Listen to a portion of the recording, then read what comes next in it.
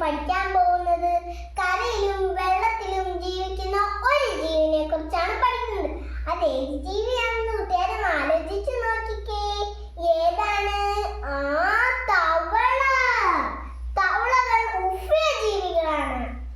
ഈ തവളകൾ താമസിക്കുന്ന എവിടെയാണെന്ന് കൂട്ടുകാർക്ക് അറിയാമോ? മാളങ്ങളിലും കുഴികളിലും ഒക്കെ താമസിക്കും. ഈ തവള കുഞ്ഞുങ്ങൾ ഉണ്ടാകുന്നത് എങ്ങനെയാണെന്ന് കൂട്ടുകാർക്ക് അറിയാമോ? മുട്ട വിരിഞ്ഞാണ് ഉണ്ടാകുന്നത്. ഈ തവള കുഞ്ഞുങ്ങൾക്ക് ഒരു പേരുണ്ട്. അതെന്ത് പേരാണെന്ന് കൂട്ടുകാർക്ക് അറിയാമോ?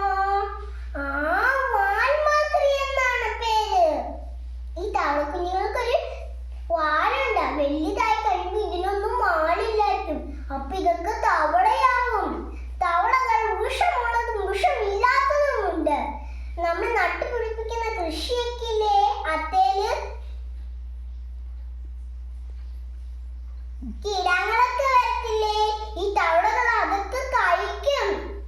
അന്ന് ഈ തവളകൾ നമുക്ക് ഉപകാരികളാണ്.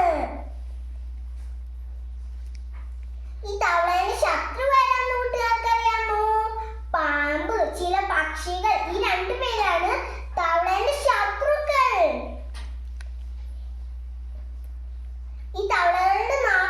ഈ തവളകളുടെ നാക്കിലുണ്ടല്ലോ കൂട്ടുകാരെ പശയുണ്ട്. അതുകൊണ്ട് പ്രാണികളൊക്കെ അത് ഒട്ടിപ്പിടിക്കും. ഈ തവളകൾ അപ്പൊ അത് കഴിക്കും. നമ്മുടെ നാട്ടിലൊന്നും പശയില്ലല്ലേ?